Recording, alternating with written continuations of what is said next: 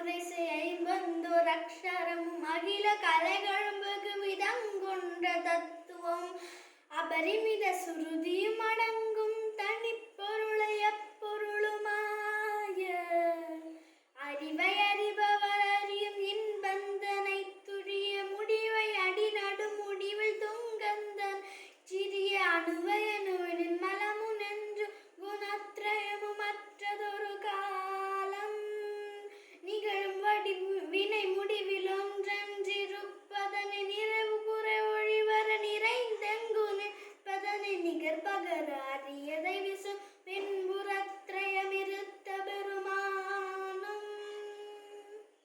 இருபகுர பரகுமர என்றென்று பக்தி கொடு பரவ அருளிய மௌன மந்திரந்தனை பழைய நினது வழி அடிமையும் விளங்கும் படிக்கினிது நத்தி அருள்வாயே